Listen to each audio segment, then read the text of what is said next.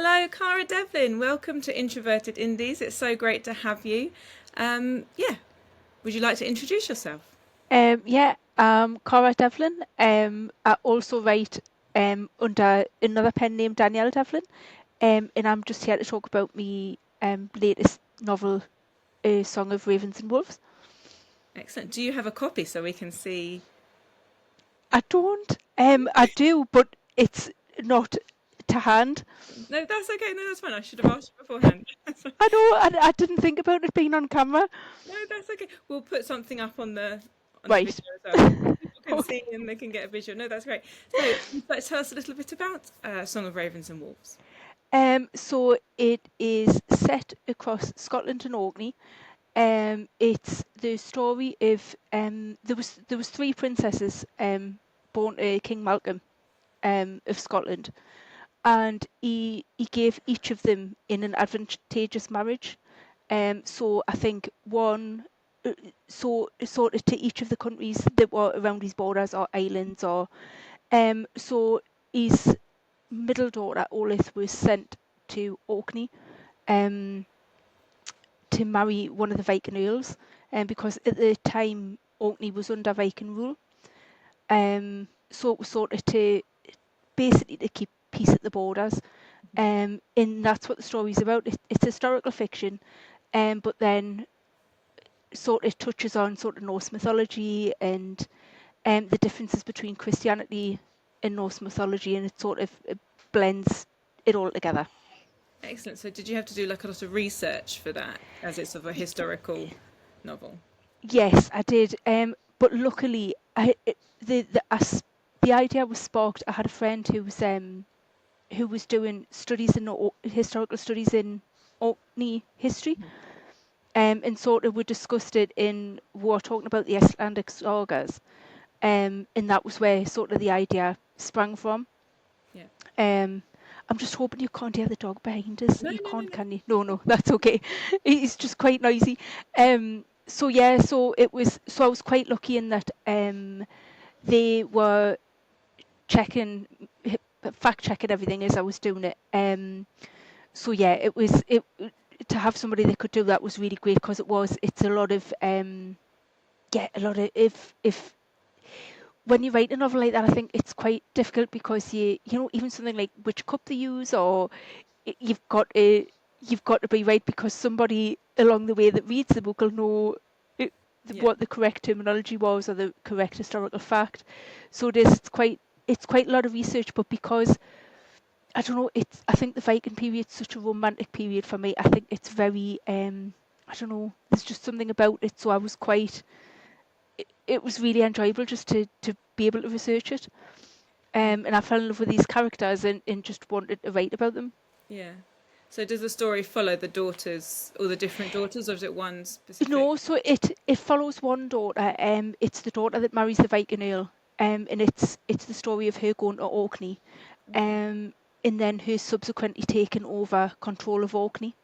Wow. So by the end of the novel, um, I don't know whether to give spoilers, but by the end of the novel, she takes control of Orkney. And then it's going to be a trilogy. So then by book two, she's sort of entering, we'll see our villain era, um, and that's where the story's going to take off. It's very feminist. Hmm. It's very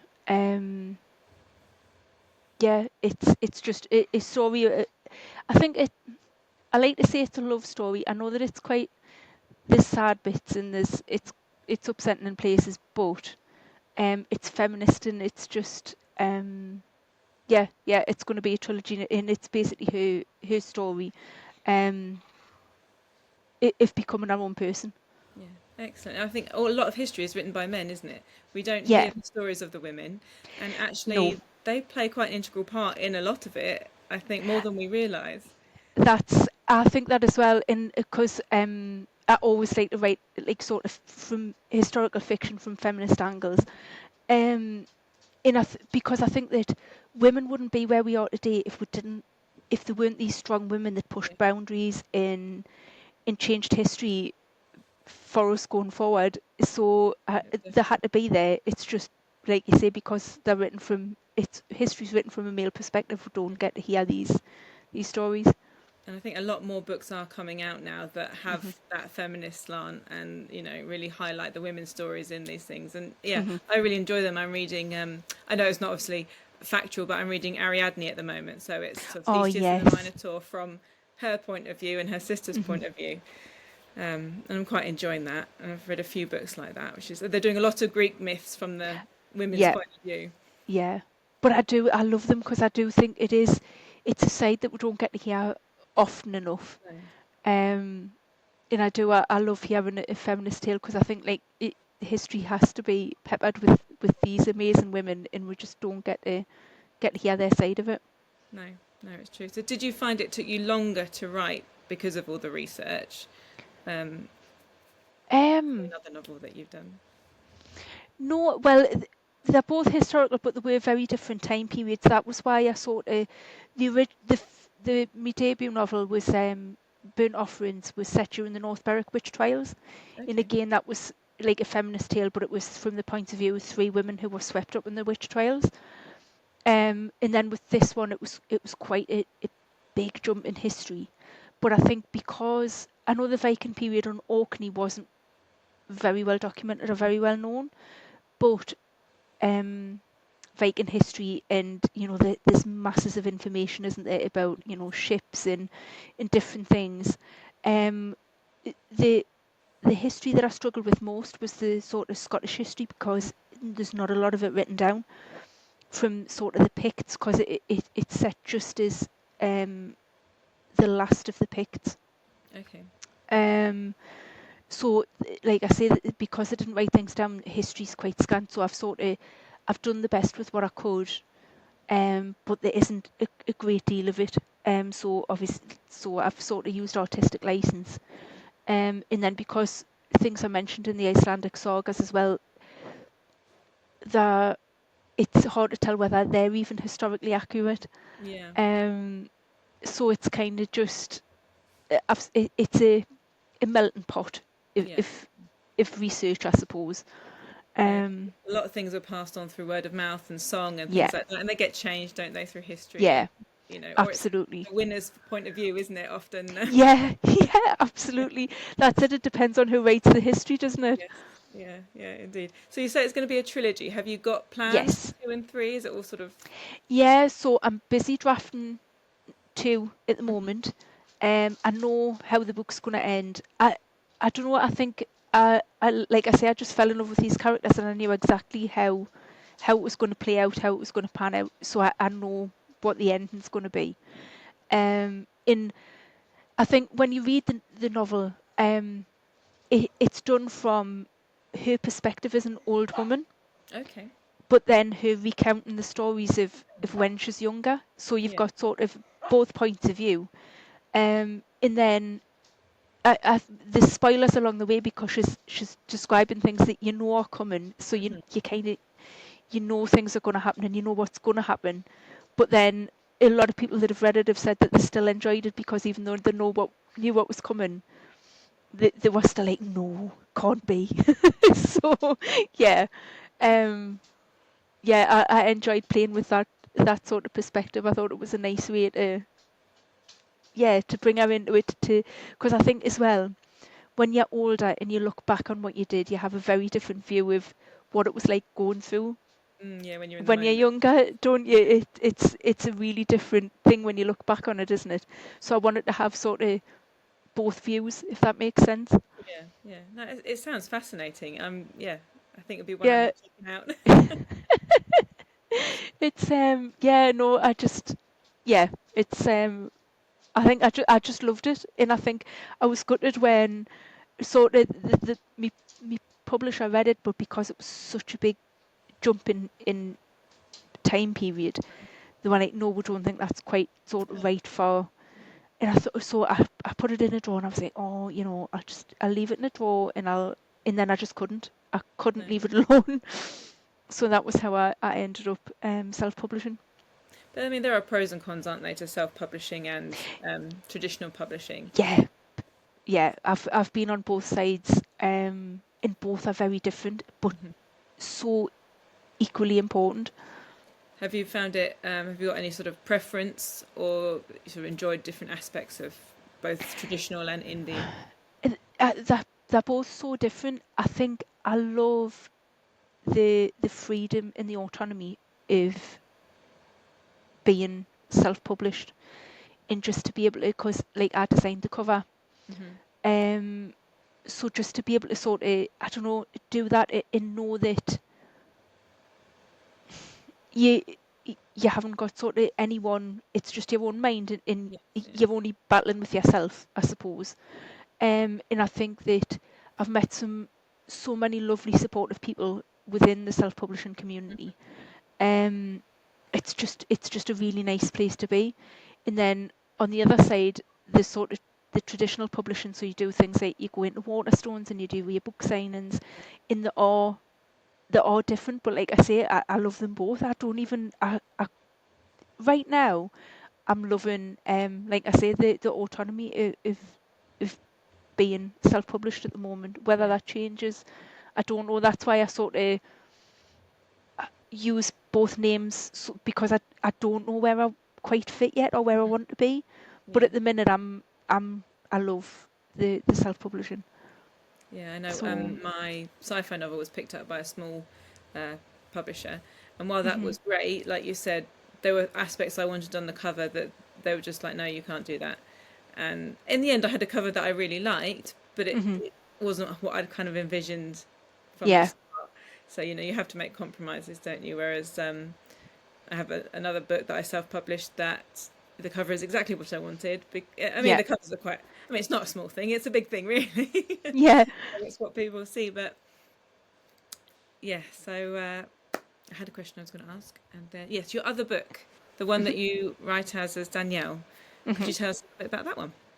Yeah, so that is set during the North Berwick witch trials. It's Hmm. called Burnt Offerings, and it's from the point of view of three women who are swept up in the trials. It's from the point of view of Bess, who is a mother, the point of view of her daughter, Jenny, who's 11, and then the point of her mother, so like Jenny's grandmother. And it's the sort of the 3 points of view, and how different they're when they get swept up into something, how different but how intertwined those three stories are, especially when it's across a family. Hmm. Um, it deals with domestic violence as well. It's quite a dark novel, because obviously it was such a horrendous time Yeah. period for women. Awful. Absolutely. And I try to again try to be as historically accurate as possible. In I've tried it's from first person point of view, from Bess's point of view, um, and because I've also said it that they're very poor women, they're working class women. So because I found a lot of the witchcraft novels that I had read were from sort of richer perspectives on not sort of, do you know what I mean? Yeah, So I yeah, really wanted it to be quite just every woman, do you know what I mean? yeah, Um, and yeah, I there are bits in it where there's torture scenes, and they're all quite dark. But I felt like sometimes we're removed from it in novels. Like it goes on behind closed doors, and I wanted it to be quite visceral, yeah. I A real suppose. portrayal of what Yeah, happened. if what actually happened, because I think when you talk about it, I think sometimes we forget how harrowing Mm. and how awful it was. I think there was close to 5,000 women across Scotland were It's killed. crazy, isn't it? And a lot were just the next door neighbour didn't like you, so they threw you Yeah, under the thing. And that's it. Yeah, like the because I've got a trial in there, and it was just neighbour saying, oh, she hmm, looked at us the wrong way, and the cow dropped down dead, yeah, and just sort of laughable things. But it could be because they didn't like you. It could be that they wanted your land. hmm, They wanted your husband. Your husband wanted rid of you because he couldn't divorce you. Like, yeah, just so many things, so many reasons to rid themselves of someone they didn't like. yeah. It's Just terrible, isn't it? The way awful. humanity just jumps on a bandwagon and finds horrible ways to And do horrible it things. hasn't changed. No, It well, hasn't it can't. changed in 400 years. Just We're different just, ways. yeah, it's just done on Facebook. It's done under people's Instagram posts. someone will say something, or someone will put a video on and they'll say something, and everybody will start agreeing to it, even if they weren't there. If they Yeah. didn't say anything, they just, it's like mob mentality, and we just haven't changed. No. And women are still persecuted today the way they were then. Yeah. There's It's, a fair amount on social media I found at the moment about various authors saying something and then it just going yeah, mad. And you yeah. just think, oh my goodness. I know Uh, you do. One lady even closed down everything and said she's going to stop writing because of it. And you think, oh my goodness, like, I why should know. someone's whole career and livelihood be stopped because If of silly people on the internet? It's, I know, and that's what it amounts to. Especially, some of the things I've read lately, and I think, honestly, we're all, it, being a writer as well. It's not really well paid the way the way it's portrayed to be, mm-hmm. and to make a living, we have to work so hard at that, and it's so important that we hear these stories, and we have different influences, and we have working class writers, and we have a broad spectrum. Otherwise, we're not we're just being fed what they want to feed us. Mm-hmm. Whereas, and I just think it's just awful. There's just some of the reasons that people are being sort of, like you say, having to say, "Oh, right, I'm not," or they're Yeah. not being invited to go to signings, or different things, and you think it's just, I don't know, it's beyond a joke. It's really difficult, and it's difficult enough to fight Yeah. to be a writer. You've got to do it for the love of it. It's not Mm-hmm. for the accolades or the No. money or the. It's because you've got these stories inside you and you want to Want to get, tell them. yeah. Yeah. And I just think it's awful, isn't it? It's a really difficult world to navigate to start with for everyone, isn't it? Yeah. Especially when Without people, us making it harder for each other. yeah, when people say, oh, everyone's equal and we all believe in equality and all those things, but oh, and everyone's freedom of speech, but it's not, is it really?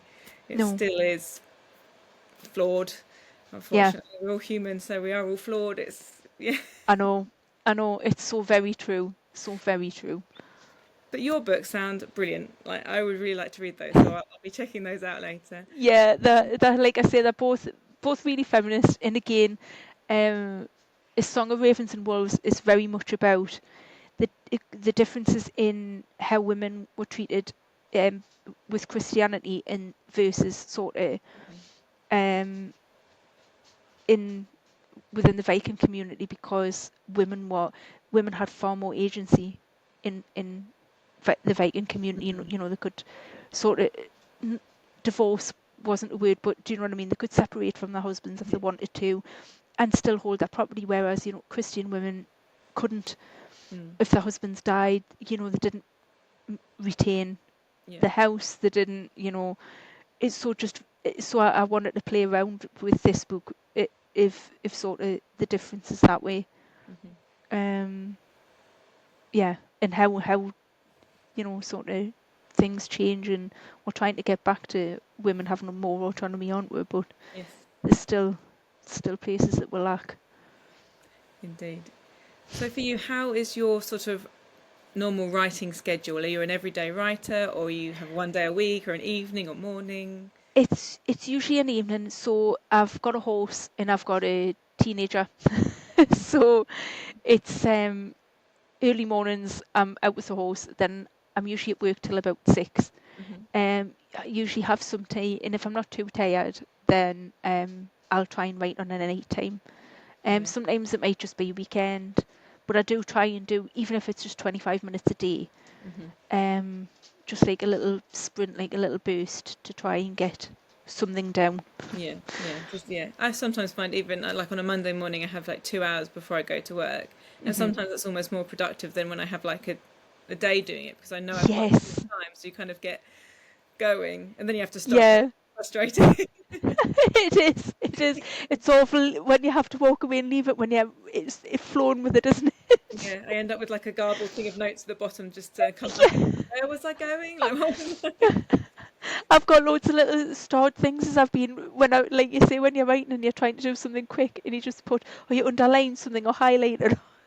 Come back and think, what was that? Yeah. Yeah, what was that?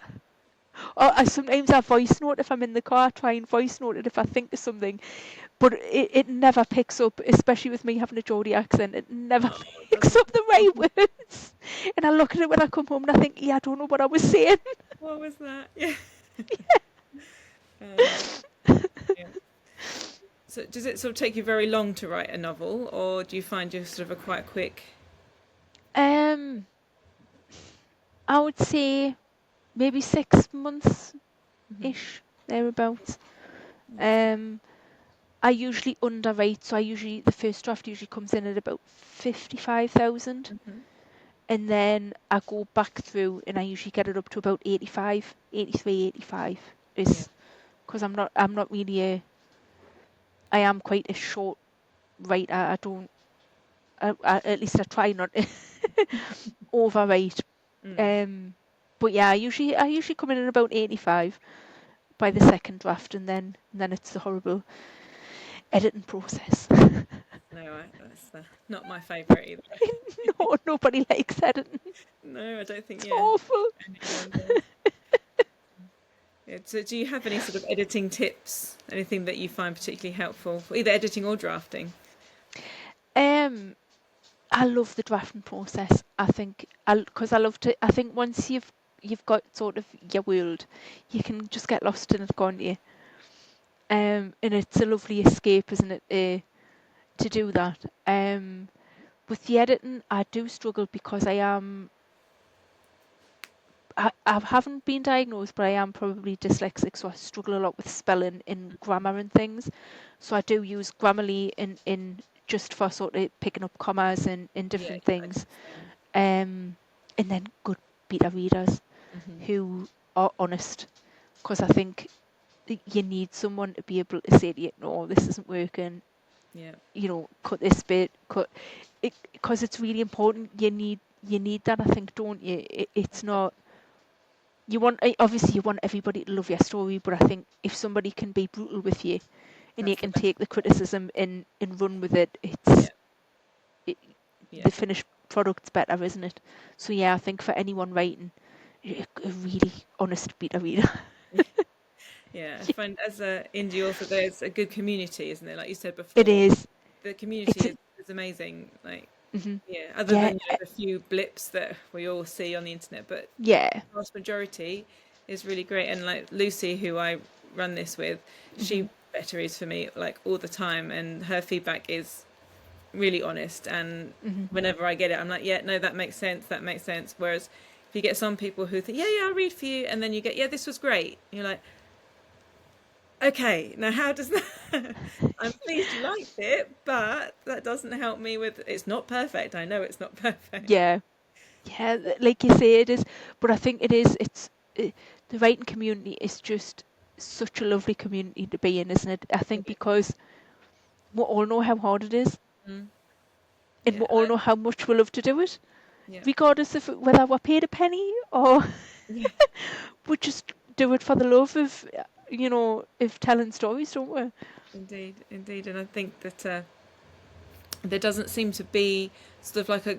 I mean, obviously everyone's got a little bit of competition, but it doesn't feel like it's competitive. It feels like everyone No. kind of supports everybody else, and will Yeah. promote everyone else's things and sort of shout about everyone else's things, hmm and then everyone will do it for each other. It's yeah, I think it feels really good.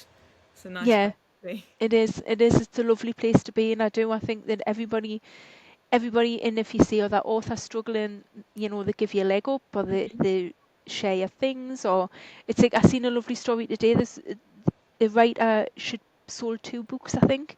She'd Hmm. gone to do a self-publishing sort of fair with other authors, and I think she'd put a tweet on saying that she was thrilled because it's lovely when just 2 books. It's brilliant, isn't it? It's so exciting when you see them when Yeah, you've done it yourself. It's like and she'd sold 2 books, tweeted about it, and everyone's shared it, and the community's got behind her. that's And I lovely. think she's in the top 5 on Amazon's bestseller list, and it's just gone stratospheric. Yeah, And it's so lovely when you hear stories like that, because everybody is just so supportive, and yeah. it's such a lovely, lovely place to be. And that's kind of what we wanted to do here is that we know how, as both Lucy and I, as authors, we know how hard it is. We wanted to give people a platform, and I know we're only small, but I'm hoping that, you know, in a year's time, 2 years time, we'll just grow, and, you know, That's who knows it. where it will go. So I know, because I do, and I think as writers, we all love a podcast as well, because we all love to hear that we're not on our own. mhm. Because I think you know, you write on your own, don't you? And Yeah, you're with your own thoughts a lot. And it's lovely just to hear someone else's experience and know that we're all going through the same yeah, thing. yeah. And I love hearing other people's like drafting tips. Or I chatted with Yeah, some chap the other day, and he's like, "Oh, on is it Scrivener, you can that's like, what I use. yeah, you can like do something where like your notes somewhere will like connect with your draft or something like that." I was like, "Oh, that's a really great tip." Like, you know, I just love hearing other Yeah, people's sort of experiences, and you often take things away, don't you think, "Oh, I could try that, or I could do that," and yeah, yeah, it's great. yeah. I tend not to write um very linear. I sort of might I try and write if I've got a vague idea, I write the scenes that I can see or Hmm. visualize, Okay. and then I go back and because so when I wrote Burnt Offerings, the first chapter, the prologue, um, it was the last chapter I wrote. Hmm. Um, and I think I started at about chapter 6 and just sort of jumped around because I Yeah. had this vague. But I love Scrivener for that because you can, because the chapters don't connect, you can sort of drag them and move them around as well.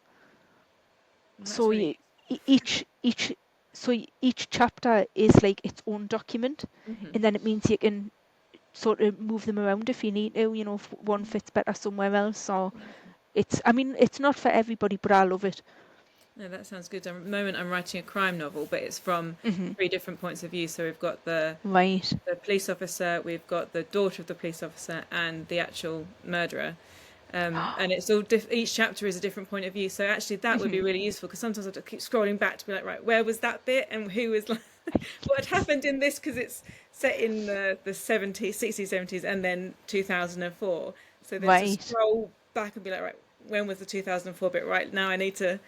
That would Oh, actually be very useful to be able to move it.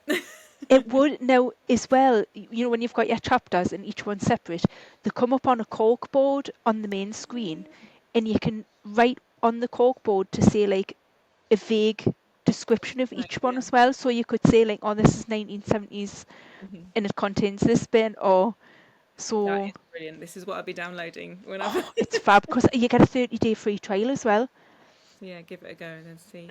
Yeah. So it looks really complicated when you first open it, but it is once you get it, Yeah, yeah, it's sort of head rounded because it, like I said, it took me a while.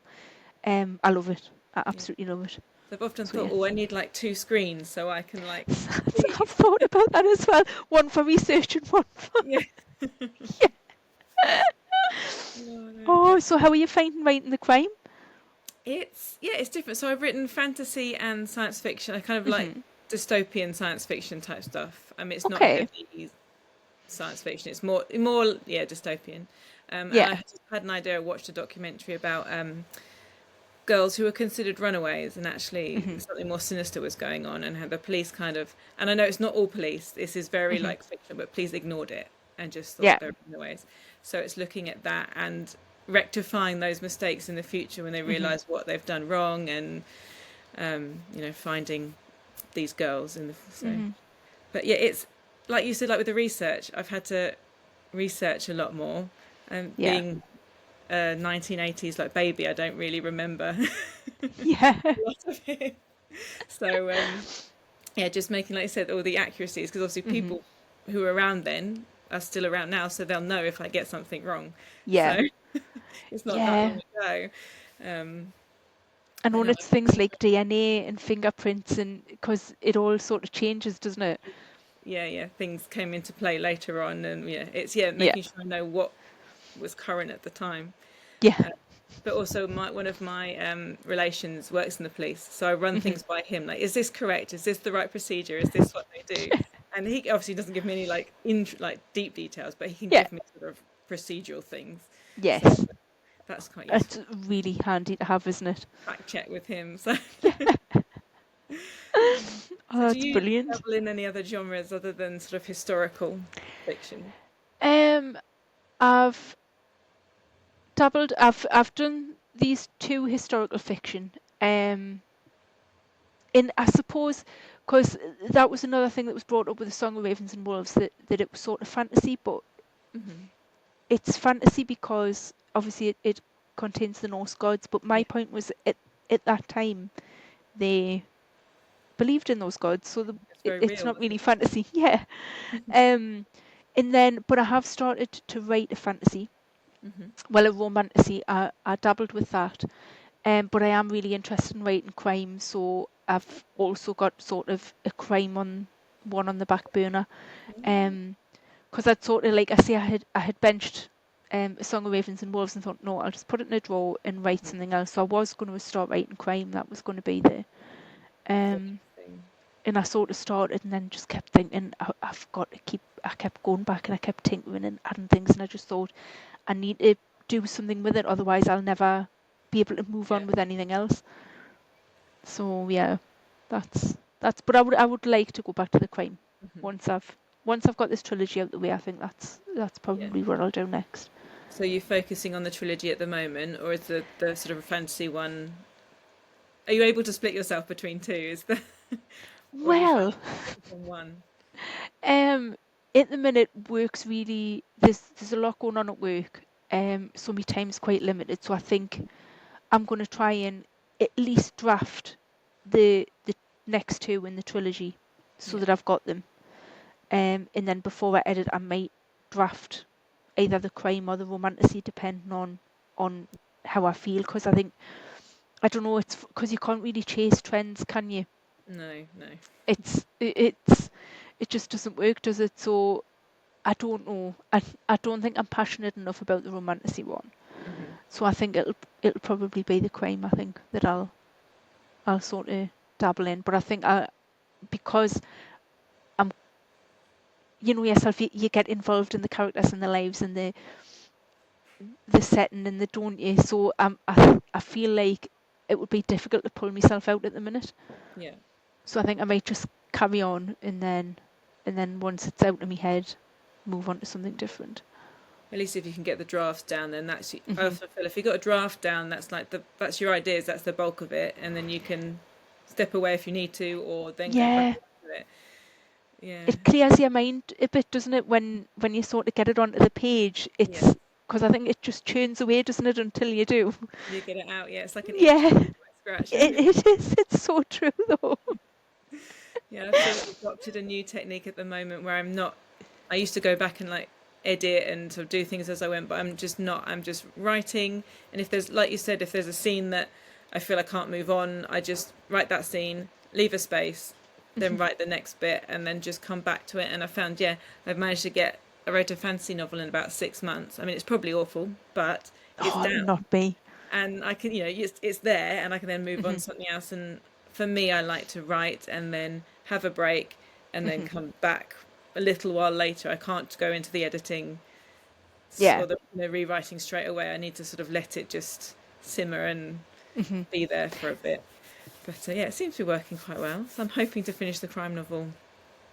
I would like to have finished it by the end of this year, Right. but I get one day a week that's I'm not at Hmm. work with no children around, and that's kind of my Yeah. writing day. So we've got 2 more weeks before Christmas Oh, holiday. God. It's literally 2 days, and the No. Christmas holidays are a bit just. Yeah. Yeah, I Yeah. have Nothing gets done. no. I've got 4 children, and Oh no. yeah, it's 13, 11, 9, and 7. So Wow. it's fairly full on, and we're just like I said, just having all our kitchen extended and stuff. So it's all just yeah, it's Yeah. out the window. I No. think, right? Yeah. But Yeah. yeah. No. No. I've got one and she's 15. And that's enough because even just by the time the clubs and all the different things, isn't it? By the time you've done all of that, it's really hard to fit the writing in. Oh yes, definitely. Yeah. And I always feel bad sitting in the evening with my headphones on, ignoring my husband. I think because obviously he works all day, and we get a couple of Hmm. hours in the evening. I think, yeah, I'm just going to ignore you and put my Yeah. headphones on. I'm Feel a bit just going to bad, write this. I'll be back. but yeah. So your books, where can we buy them? Where can we get hold of them? So, Burnt Offerings is on Amazon, Waterstones. You should sort of any of the bookshops really. And A Song of Ravens and Wolves. Sorry, I would totally blanked at the title there. A Song of, because it was called originally. It had a different title. And I always stumble because I want to call it The other one. that. So A Song of Ravens and Wolves is available on Kindle Unlimited, Kindle and paperback on Amazon. Excellent. Brilliant. So, yes. And do you tend to read sort of a similar genre to what you write, or do you kind of like to read lots I of love things? to read. I love to read lots of things, but I am a big fantasy reader. I love Terry Pratchett. Is my favourite Yeah. author. But then I'm loving sort of the romantasy books as well. But yeah, I love all fantasy books. That tends to be where I like to read. And then I dip in and out of crime. Yeah. I find too many is too heavy, isn't it? After a while, you need like a little break. Yeah, yeah. I So read a few, then it's like, no, I need something lighter. yeah, that's so true. But yeah, so I don't really read historical.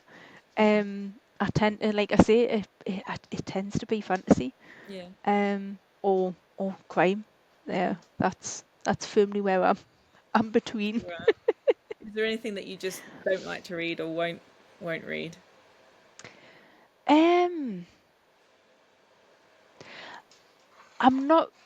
It's not that I'm not keen to read, but you know the sort of. I think at the minute there's quite a lot of romance that are quite um cute on the, like with Yeah, the the cozy. space cafe and the yeah. In it's just something that I've never been able to sort of get into. Yeah. And I've heard loads of good things about them, but I don't think it would be for me. I think it would be too. I don't know. I don't know. Yeah, and I know what you mean. I did try one of those because it had lots of good reviews and all those things, and it was, for me personally, it was just a bit slow and a Yeah, little bit that's nothingy.